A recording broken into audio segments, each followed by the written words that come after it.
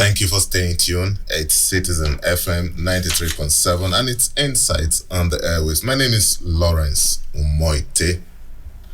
It's still the political season in Nigeria. Expectedly, the big players are busy. Battles have been fought and won in the last 1 year or thereabouts. But the ultimate trophy for the veterans is winning the coveted prize, the presidential election. It's been a long-drawn political journey, and most likely it's going to be even more complicated and touches road to the final moments in February next year. Currently, the dynamics are unfolding. Some would say at the speed of light. But in the midst of the current frenzy in the atmosphere, what are the expectations? What should be the expectations of the electorates? The one group of Nigerians that will ultimately decide the fates of the candidates. On Insight this morning, we intend to examine these unfolding dynamics in the polity. We need to look at these issues dispassionately. And this informs the choice of our guests today. We have in the studio Ernest Osogwe, a public affairs analyst and commentator on national issues. Welcome to Insight, Ernest. Thank you very much, Lawrence, for having me. And I also need to tell you that Ernest Osogwe is a veteran broadcaster. Yeah, you could say that, Lawrence. Welcome to Insight. Okay, thank you very much. Thanks. Okay, before we proceed, can I call you Ernest? Yes, you can call me. Of course, that's my name. Okay. Let's just go straight into the issue. But you can be part of the program by joining us on 0903 222 9797 and 0818 222205. And you can also be part of our live streaming platform on YouTube. Just type in Insight and you will be part of this program real time. Ernest, the general election is barely 8 months from now. What is your general reading of the current political dynamics unfolding? Let's start from there. The general reading, my general reading is that Nigeria is not on the right trajectory, if that is what you want in a general sense. And I feel disappointed that so many issues are going on in our country. Were it possible for us to pause the whole political process and say, let's repair the country. So many issues are going wrong and are wrong. Killings on a daily basis, abductions, kidnappings for ransom, banditry, terrorism. I mean, we have become numb to the fact that when we hear so people got killed, people were ambushed in their farms, and all kinds of negative stories emanating from our country. And that is what we are now in the world. We are the hub for negative news. If you watch the international media space, that's what you see. Negative news emanating from our country. And that is not palatable. So how do we repair it? But despite all of that, you like you said in your intro, you have the political actors being more interested in their personal ambitions than in the issues going on in the country. The people they want to lead are in a state of siege, mentally and physically. And so, for me, the general reading of the political situation is that Nigeria is right now in a very, very dire situation. Okay, over the years, at least from 1999, we've had the polity being dominated by two dominant political parties. One winning, the other being opposition, and you have sprinkle of other political parties. But this time around, it appears the situation may change with the coming on board of what some people call a third force. Is this a possibility or just a mirage? I don't know. One thing I've observed about the average Nigerian is that the average Nigerian we are an emotional people, and so we always react emotionally to things. For instance, if I am sitting here now and I support a candidate, and I come here, you ask me a question about that candidate, and I try to be dispassionate dispassionate. I heard you use the word dispassionate, and I try to point out some of the faults of that candidate. You will see the supporters of that candidate will come on my head to beat me up. Why did you say that? Especially on social media. Forgetting that, I have looking at the negatives of all the candidates, and then of course I can also see their positives, thereby leaving the listener to make up his own mind. So the Nigerian reacts emotionally to issues, and that does not augur well. So when I tell them now that the so-called third force we are seeing, I don't see how, although it's gaining ground, and I'm excited about it because it energizes the younger generation of Nigerian electorate or the voters to do things that they needed to have done before. So in that sense, it's very exciting to see that there are people coming on board who are now gingering and exciting the political space rather than the traditional two political parties that are known to us, and then we just get tired, we get lethargic. These people don't come again, like we used to say. So now that kind of situation does not exist. We have a situation where people now have the tents. They can build their tents under one or two other political parties who have gingered them, who have excited them with the kind of candidates they brought on board and the manner in which the candidates emerge. So we're talking about the third force. I don't know how far it's going to work, but it is exciting and it is good for our polity that such situations are created. And let's see how far it can go as the weeks and months unfold. Ernest, before we even go on, let's digress a little bit and talk about the sudden upsurge in interest in terms of people who want to register. A lot of people also believe that this is also a fallout of what we've just spoken about now, and the INEC is under some pressure to extend this deadline more than even what they want to at the end of the day. See, Lawrence, a lot of wrong things go on in our country. You go to a place, Nigerians, they want to do a constitution, they say they like federalism and all of that. They go to America, they pluck the federal system. They did not understand how the federal system filters down in America. Study it for 2-3 years or even 4 years. We have people there, political scientists. They do that. Then before we plant it here and begin to grow it and groom it to our own taste, they just took it, federal system, state, federal, local government, and they bring it here. In the US, there is nothing like starting and stopping voter registration.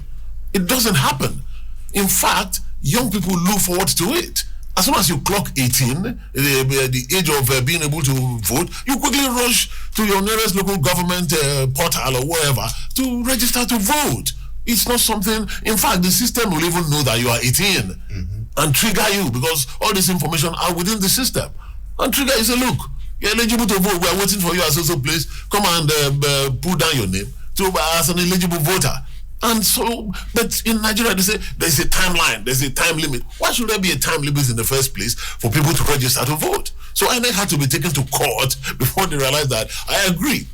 Because in planning their logistics as well, they take into cognizance, okay, there are 200 million Nigerians. We always boast about that, or even more. After all, only about 40-50% will register. So INEC goes there, they buy one beavers or whatever and bring it to one area. See, after all, the people will not come. They make such assumptions. You forget that if we have 200 million Nigerians, if you're planning your logistics, let's remove the young people below 18 who may not vote, say they are 50 million. Then you should be planning for 150 million registered voters. That should be your plan. If the people don't come to register, that is not your problem. But your plan is that everyone who is up to the age of registration should be given an opportunity on the platform to register. I don't know if you understand me, Lawrence. So the system already is against itself. INEC is planning for only 60-80 million voters when we have more than 150 million people who can be registered to vote. And so they begin to tell us, don't come to register. And when you clock 18 on the 1st of July, when registration ends on the 30th of June, they say you have been disenfranchised. By who? By the system. So look, it is very wrong, and I'm happy that INEC is feeling this pinch and feeling this heat to know that beyond the system in Nigeria, because we have a lot of illiterate people, Nigerian government agencies must act as if all Nigerians are knowledgeable and operate on that premise that everybody who can register should register. But then, to be fair to INEC, INEC is complaining about the pressure, last minute pressure. What happened when the exercise commenced last year? A lot of people did not show interest. That's not INEC's fault. I agree with you. It is not just about registration. In everything we do in our country, it is rush. Well, what have we not done with rush? Coming into the studio here, what did we do? I mean, okay, I agree. I got here a few minutes. Okay, no problem. But I'm sure that you've had guests who came here even after the program must have started. So the average Nigerian, so it is part of the education that we are seeing, that government agencies must begin to factor these things into what they do, to let Nigerians to understand that you must follow the rules, you must follow the system. There is a mental block or a perception in the Nigerian mind that there is no need to go and register first. There is no need to go and do that thing first. Police says, come and do this thing today. Everybody will wait until the last minute. It's a problem we have, probably because of lack of sensitization of the citizens. The citizens do not understand what civic responsibility means. And you can take that back to the government, that when the citizens do their civic duties, has the government been able to do its own part to engender confidence in the people, that anytime we respond positively and early to government directives, do they on their part do their own? So these are the challenges we have. So it's neither here nor there when you look at it. So while I agree that it's not INEC's fault, we take it as a whole in blaming the government, that when the government does not respond positively to the people, when they do things, then the people become like a lackadaisical when it has something to do with governance. And that's exactly it. Okay, if you're just joining us, this is Insight on Citizen FM 93.7, and I have in the studio Ernest Osogwe, a veteran broadcaster, public affairs analyst, and commentator on national issues. And I've been pricking his brains on the current unfolding political scenario. Insight will be back in a moment. Please don't go away.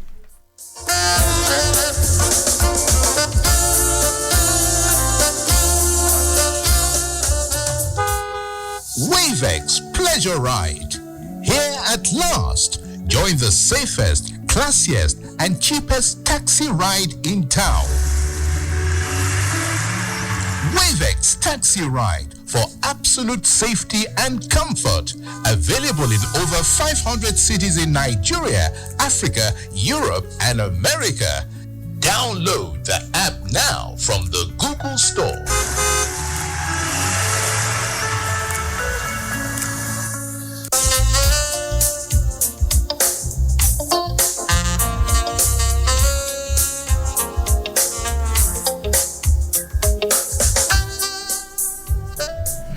Thank you for staying tuned. It's still Insight on Citizen FM 93.7. You can be part of the program by calling us on this numbers 0903 222 9797, or you can call us on 0808 222 or you can also call us on 0818 222 2205. You can also send us WhatsApp message to any of these numbers and we will respond to it. As I said earlier, you can also join our live stream platform on YouTube. Just type in Insight Citizen FM 93.7 and you will be part of the program. We have our guest in the studio, Ernest Osogwe, a public affairs analyst and a commentator. So, Ernest, since we're talking about participation, let's look at the youth participation, young people's participation. This thought force seems to be dominated by this set of Nigerians, this group of Nigerians.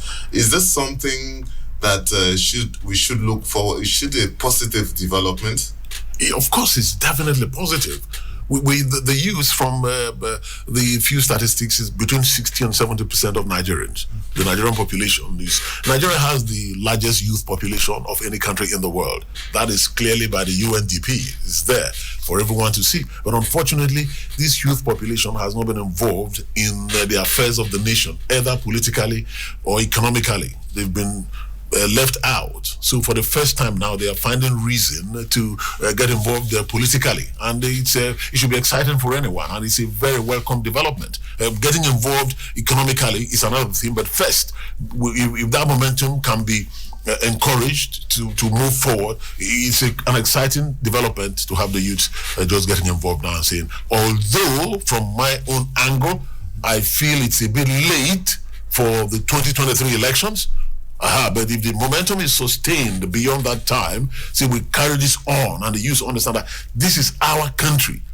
We are the largest demographic in terms of numbers, and carry that on from 2023 to 2027 and all of that, then definitely we will see changes. So why do people keep saying it's maybe too late because this is 2023? The election is still 8 months from now, and if anyone can pull it through. Do you know that the primaries of the political parties have ended? Yes. Are you aware of that? Absolutely. Now listen, let me tell you. There are things they used to, and they lack basic understanding. That's why I say people react emotionally to situations.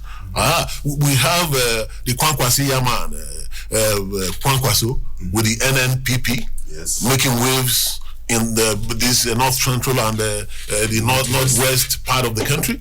And we have this Labour Party, the P2B movement, the obedient movement, or whatever you call it. But now let me tell you, if I don't know how far Kwankwaso has gone, but to a large extent, he seems to have a better political understanding of the situation.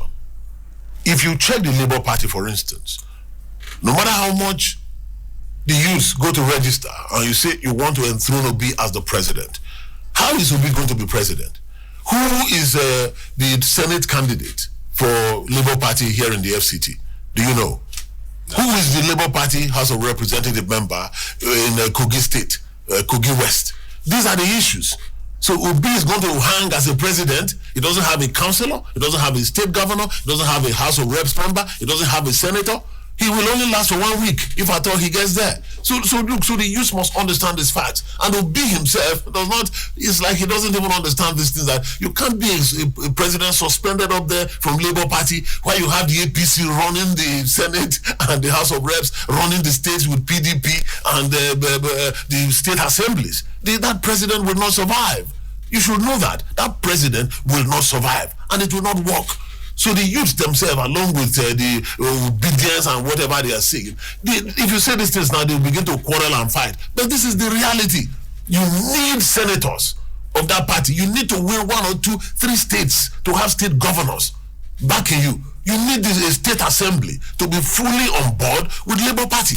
You need House of Reps members. You need senators, even if you don't have a majority. But there must be senators of Labour Party in the National Assembly and House of Reps members. And all these things must be there for the president to be able to have his way and muzzle his way through, or put his bills and decisions across, and then it's passed by the Senate and the National Assembly. You don't have a president who is hanging. So no matter how you say the youths are jumping around and all of that, it's a bit late in the day. So that's why I'm saying, when you look more at 2027 for all these things to manifest, where was Obi since? That's the question I asked. Since after he ran as vice president, where was he? He waited. This is the problem. The last minute thing you were asking me about, he waited until just this political season started. He should have a movement. Like I was telling someone, there's no way. People were saying they want to align with NNPP. Kwankwaso will become. I said, how can Kwankwaso be vice president? Will be. Kwankwaso has been building a movement for years. I was in Abuja here when I was governor. I felt the Kwankwasiya movement in Abuja here as a broadcaster. I was here. I had a lot of events I did with the Kwankwasiya people here. The Commissioner of Information in the Kano State then, I can't remember his name now. We became friends, sort of, as a media personality back then. So, so you build things over time. So Kwankwaso understands these things more. But I don't know how far his own NNPP can go in mobilizing youths in the South to have the same kind of vibrancy that the Labour Party movement is having. But to look at it holistically, man, I don't see how it is going to work.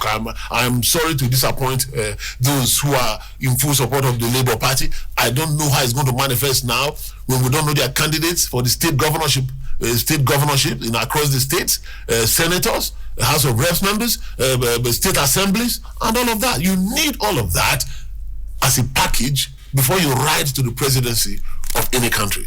Well, still talking about youth and young people, 2019 we had the Not Too Young to Run Act fully enforced. Now looking back Do you think that alone has changed the situation of things, especially concerning the participation of young people in government?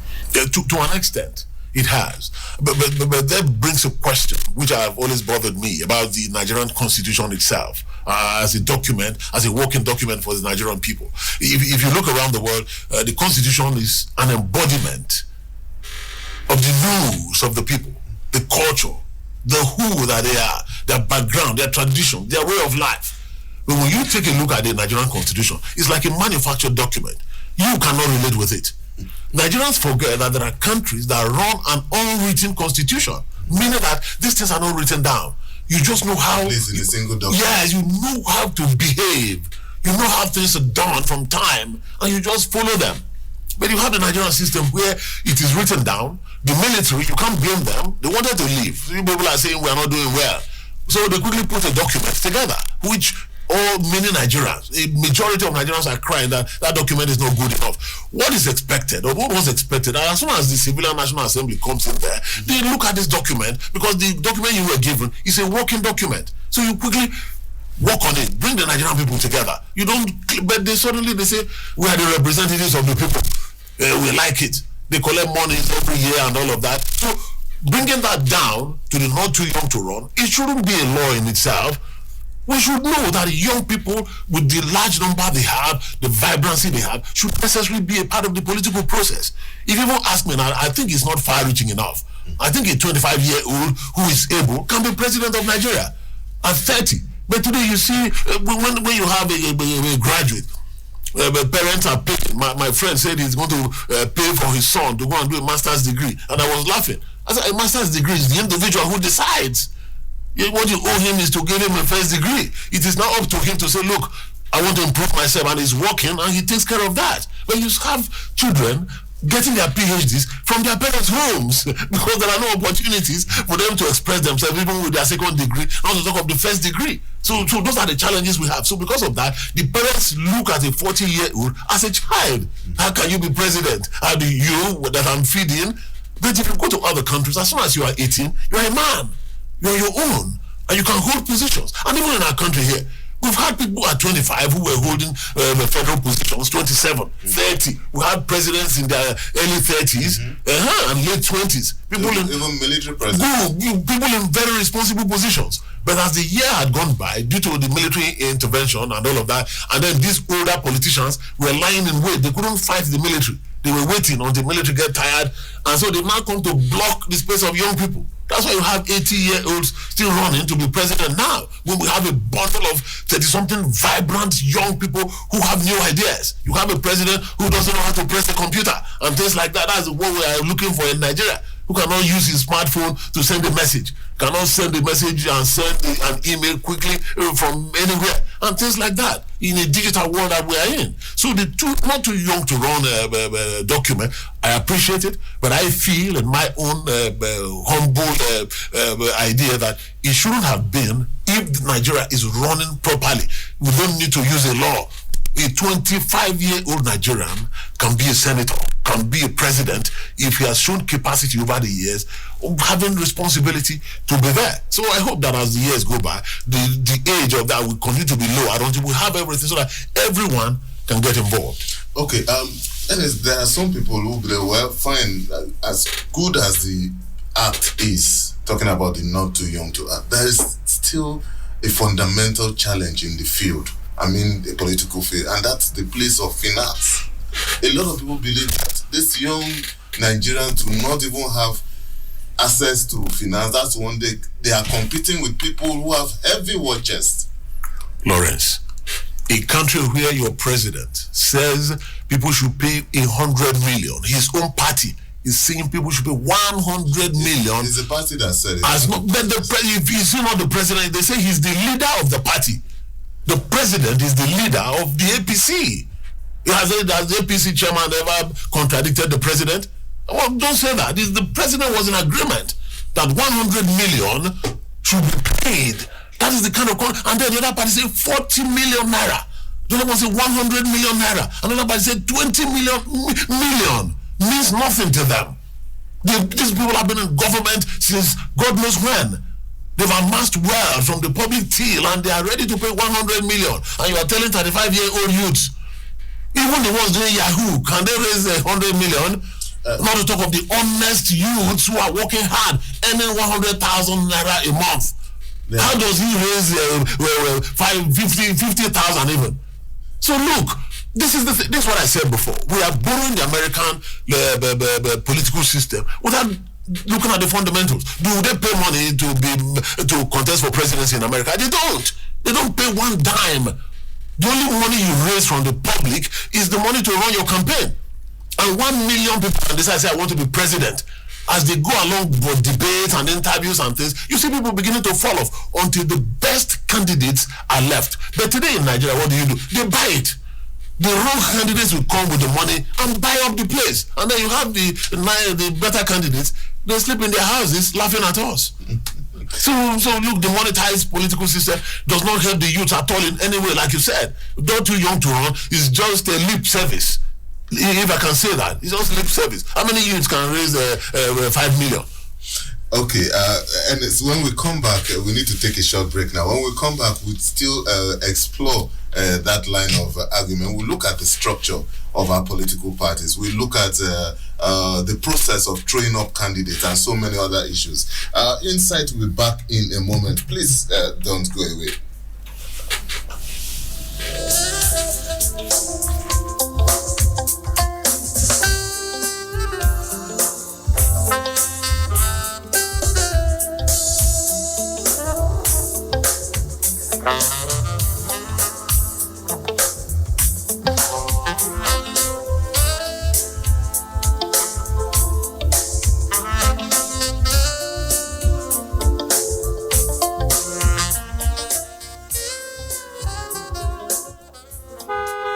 Wavex Pleasure Ride. Here at last, join the safest, classiest, and cheapest taxi ride in town. Wavex Taxi Ride for absolute safety and comfort. Available in over 500 cities in Nigeria, Africa, Europe, and America. Download the app now from the Google Store.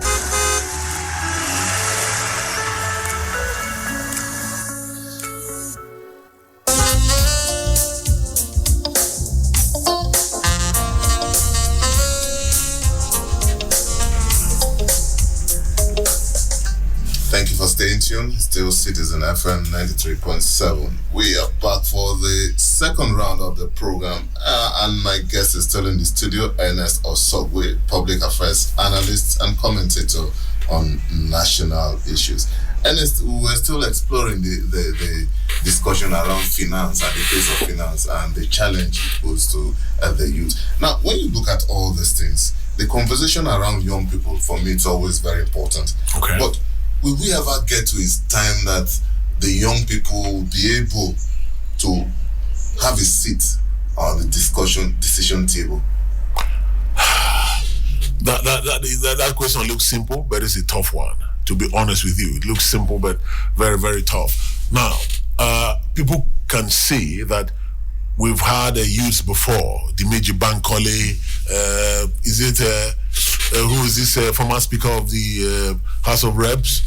Salisu Buhari. I heard, we've had the youths before, but now, see, before a youth can get involved now, you must allow yourself to be indoctrinated by these old hands. You must have shown loyalty to them. You must have imbibed some of their qualities. So you must see that you are in line with their style, that this one will not go rogue on us before they bring you in. So when that youth goes there now, that youth is a representative of the old order. It's not a representative of the new order. That is why it would have been great if the P2B movement can succeed. It would be great if it can succeed, because it will be an enthronement of somebody who was outside the circle. And then the people will now be making the demands of what they want. And the man does not need to go and consult ex-military leaders, ex-generals, and the old-time politicians before he takes a decision, which is what happens now. Because there's a group of political elite who have held Nigeria to ransom. And these are the people who control things outside of the president and other leaders. So when you have a leader who is enthroned like a political, a democratic revolution of sorts, you have him now answerable to the people. So for now, because the leaders are not answerable to the people, any youth they have in their system now must have been taught the ropes. Say, look, these are the people we go to. These are the people who send these things every month. This is the one you send this thing every year. You must buy a car for this one. You must send a cow to this one during so season. You must send chicken to this one, bag of rice to that one. Wasting of our money. If you are a youth and you don't buy into that, you will not be allowed in. So based on that, I find it difficult to see when the real youth who is going there to represent the people, to do the things the people want, to use the people's money for the people. I don't see how that kind of youth is going to come into play in the next. Look, I've told people, I say, look, we need another 3 to 5 election cycles before we can begin to get a semblance of what we are looking for. But the recent movement, like you said, of both the not too young to run, the NSAS and all of that, it's like it's going to fast track that.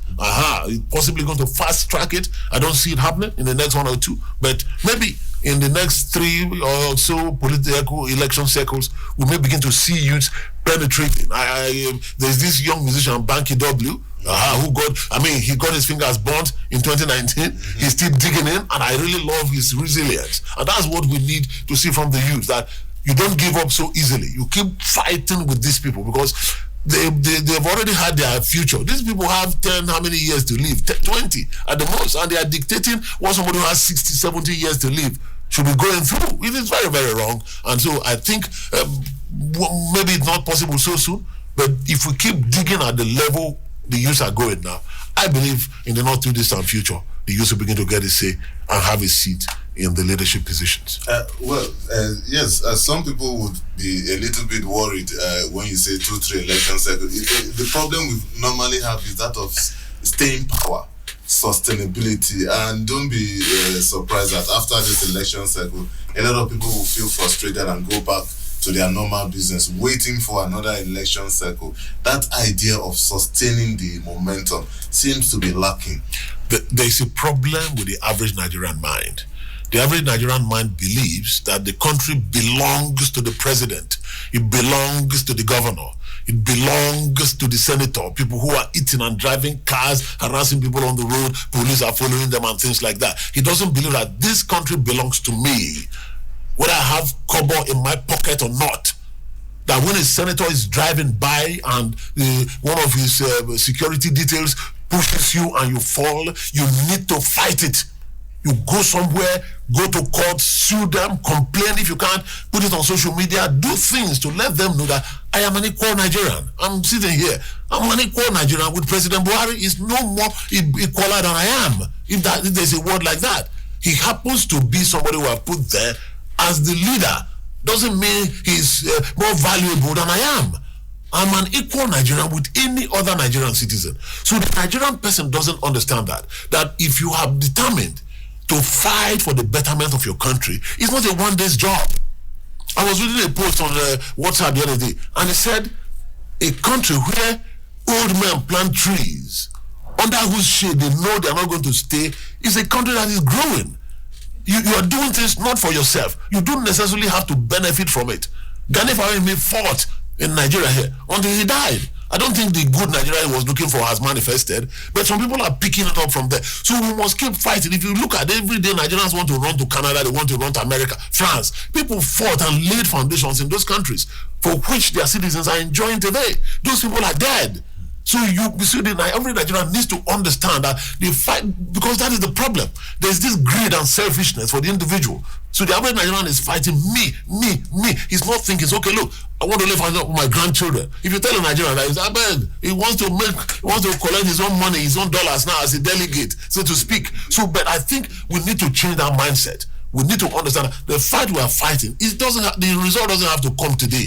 It's for that better Nigeria, that great Nigeria. Because if you don't start the fight now, you keep shifting the date and it keeps moving backwards. And it means that even your great-grandchildren will not enjoy it. But if you want to fast-track it, we must begin to lay the foundations now. And it doesn't necessarily have to manifest at our own time. Okay, Ernest, I have to take this WhatsApp message from says Dr. Abioye is writing in from Wuse 2. It says, Lawrence, your guest is making a lot of sense, but my challenge is that a lot of decision makers do not listen to people like this. They will go ahead to do what they want to do. Well, I think it's in its place to say it, and if they take it all well. But Lawrence, he is quite correct. Okay. I was living outside Nigeria for some time ago, and I wasn't satisfied. I discovered that there's no place like home, and I determined that if you run away from your own country to another country where somebody else built, they will always treat you somehow. All these Nigerians who are running to Canada, France, and they are not telling the true story. They are not getting the full citizenship rights as they get in Nigeria. No matter the passport or citizenship they give to you there, it is not like a Nigerian citizenship which you got from God. I don't know if you understand me. So when I came back, the first thing I said is, look, what can I do? How can I contribute to the development of Nigeria? I started writing a column as a journalist. Write the column, and my editor was laughing at me. He said, look, Ernest, I have written for years. It didn't happen anything. Nothing changed. So I wrote. Lawrence, like that man said, in the US, I give it an example again, because that's the kind of style we are practicing. Joe Biden will check what the media said every morning. Go through the media, the pages of newspaper, the television networks, to know what is going on in America. What is the public perception? What is the press saying? In Nigeria, what is President Buhari's business with what we are saying here? It's for Femi Adesina and Garbashi to yab us as willers and insult Nigerians because he's already in office. So you don't have that relationship that they look at what is going on in the media. How are we being perceived? What did we do wrong? Did they criticize that road we made? Do we have to change it? Or do we have to do this? They don't care. So they don't really listen. But what does that mean, Lawrence? Do we keep quiet because of that? No. We keep talking. Someday, what we are saying would manifest. Like it's manifesting already. There are little things that are changing gradually, no matter how you look at it. So gradually, maybe it's at snail pace, but someday, somehow, we believe that if we keep, like you said, sustain the pressure, we will get there. Okay, we will get there. We need to take another break. Inside, we continue in a moment. Please don't go away.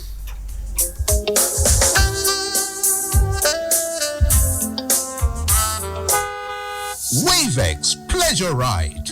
Here at last. Join the safest, classiest, and cheapest taxi ride in town. Wavex Taxi Ride for absolute safety and comfort. Available in over 500 cities in Nigeria, Africa, Europe, and America. Download the app now from the Google Store.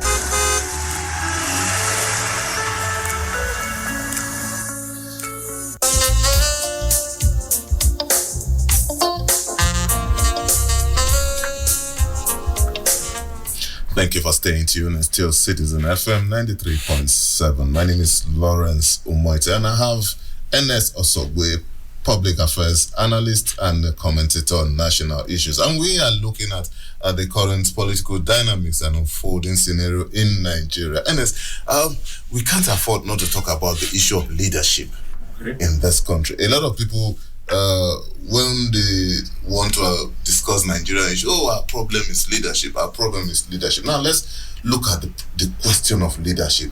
Let's start from what are the questions Nigerians, electorate, what are the questions to ask when somebody approaches you and says, I want to be your leader, I want your vote?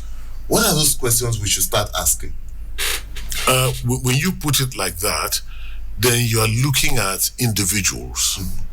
I don't think it's about individuals, Lawrence.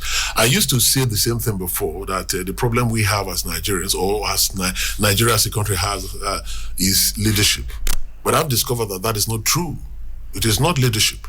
Lawrence, you are a senior person in CitizenFM here, a senior staff. Are you a bad leader? I'm asking you. I wouldn't know. No, you are not. You are a leader. You've brought CitizenFM to this level. with my other colleagues. I am here, and I've seen myself. I look at myself. Ernest, are you a bad leader? And I discovered that I'm a good leader. And I can tell you for free that President Buhari is a great leader. Tinubu is a great leader. Atiku Abubakar. Peter Obi, all these men are great leaders. The problem we have is that the political elite is greedy and selfish. That is the problem. So it's not about the individuals. These people are great leaders. I'm telling you, President Buhari, you don't know, why did we vote him in? When the former government was messing our country, we said we have a great leader here. Let him step up. And he stepped there, and suddenly everything has gone south. Why? I now sat with myself and discovered it's not about individuals. You see some of these people, they are in ministries, they are in the private sector, they are in agencies, and they run the place very well. Why is it that when you get to be a governor, you get to be a president or things like that, things go south? The political elite. They are giving an example with South Korea, Philippines, or where is that country again? Dubai and all of that. What happened? Malaysia. God bless you, Malaysia. Lee Kuan Yew. Political elite came together and said enough is enough. Let's move our country forward. I'll give you a quick example of what I'm saying. In Nigeria today, a man retires from the army as a general. He's very proud.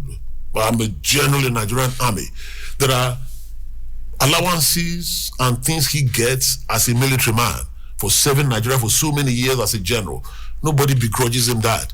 Now that man gets to be appointed, or he goes to the Senate, or he becomes a minister, or he becomes an ambassador. Do you know what happens? He will still collect all his general allowances, and then be collecting the minister's allowances. And do you know how many people are like that in Nigeria? After finishing as a governor, he goes to the Senate. He's collecting both. It never happens in any country. It's only in Nigeria. In other countries, what they will compute is which of these allowances, which of these salaries is bigger, and you will take that one, and the state keeps the other, because you can't collect two salaries from the same government. So what are we saying? When you have this elite, people who are enjoying this kind of largesse, while Nigerians are suffering, they can't even eat 200 naira in a day. When you have this group of persons who are benefiting from the Nigerian state, and they are now ready to let go, there is very little the president can do, because this group of persons can crumble your government in 1 week if they want to. That's why I said, if Peter Obi movement, you enthrone him there as the president hanging with nothing, they will remove him in 2 hours. So the president, it's not just the president, the political elite in Nigeria, this group of greedy, selfish persons must come together until they realize that, until the Nigerian people put them under pressure to understand that you cannot be eating with 4 or 5 hands when some Nigerians cannot even eat with 1 finger. But can they really do that when they are benefiting from the system? That is why the system has to force them to do it, because everybody wants to hold on to a system he's benefiting from. There was a revolution in France many years ago. Nigerians run to that country. They don't know that. The black man in America went there as a slave. Today we've had a black president. Even though there are still some issues, what happened? There was a sustained fight for years, more than 100 years of fighting, many years of fighting. From being a slave, a property, to be beaten and killed without question, to being able to lead, to be voted for, and to vote for. People think those things are easy, but people fought to get those things in America, which people are talking every day. So in Nigeria here, the Nigerian people don't know that we have a fight on our hands to remove the hands of this greedy, selfish political elite from grabbing this whole country and just put it, before you know it, they bring up religion, they bring up ethnicity. And the religion is the worst one of all. Religion is the worst of all. They just see as I'm dressed as this one a Christian. Oh yeah, okay, this man is a Malam. Okay. Look, the Nigerians need to remove this blindfold of religion and ethnicity that these people have put over our eyes, to understand that the youth in Warri and the one in Kafanchan and the one in Talata Mafara, they are suffering the same things. They go to the same. They suffer the same thing. So look, until we can agree with that and begin to fight as one people, these people will continue to win. So that's why you are asking me whether will they agree. They will not agree. We have to force them. Okay, finally, and it's how do we hold our office holders to account? Is it not what we are just discussing, Lawrence? Beyond this, how do you hold them to account? The people, Nigerians, ordinary Nigerians in the local government, in the wards, and they are above us, Lawrence. In case you don't know, do they depend on our votes? Do they depend on us? You vote, they say this and that. But the votes are beginning to count. Gradually, but the votes have counted before. In the 1993 election, I was old enough to vote. I voted, and it counted then. Why suddenly did it stop counting? and then we are fighting again to get back there. Why did we not sustain it from then? Because the people who fight do not understand. I saw a man who was making reference the other day and said the ANC fought apartheid till apartheid left South Africa, and the ANC became enthroned. So you discover that in Nigeria, those who fight for the enthronement of democracy, when democracy comes, they give way for other people to take over. People like Nadeko and the rest of them, they did not organize themselves well enough to say, we are the ones to take over and then build on the gains of the past. So they still leave the things, and then the same military people or their cronies, their proxies, come and take over and bring us back. Gradually, like you said, votes are beginning to count. Let's see if we can sustain it and ensure that truly our votes are really counting. Because this one they are saying is counting. I don't know how far that is counting. Okay, finally. Elections are less than 8 months from now. Yeah. What do you see? Well, I see the vibrancy that has been generated by the Kwankwasiya movement and the obedience movement, and I love it. It's exciting. I don't know how far it can go. I don't know what the proponents are doing, whether they make it or they don't make it. The thing is that it's exciting to have that on board. And I want to tell the proponents that despite what I said, look, the movement should not stop. It should not just be for the 2023 election. The movement must continue. There is a need to rescue Nigeria, and we need to call it that. The Rescue Nigeria movement must continue until Nigeria is rescued. You don't just do it and 2023 election, they just tell you, they didn't win. You just go to sleep. And that's why I'm blaming the people who are even leading it. What have they been doing since 2015, since 2019? So this movement must be sustained until Nigeria is rescued. So that is my recipe for that. If we want to rescue Nigeria, it should not be a day's job or one election cycle job, and then we'll just give up. Thank you so much, Ernest Osogbe, public affairs analyst and commentator on national issues. Thank you for your intervention on Insight. Thank you so much for having me. It's been a great pleasure. Thank you. And that's how much we can take on Insight for today. The program returns tomorrow with another interesting topic. My name is Lawrence Omoite. Please do have a beautiful day ahead.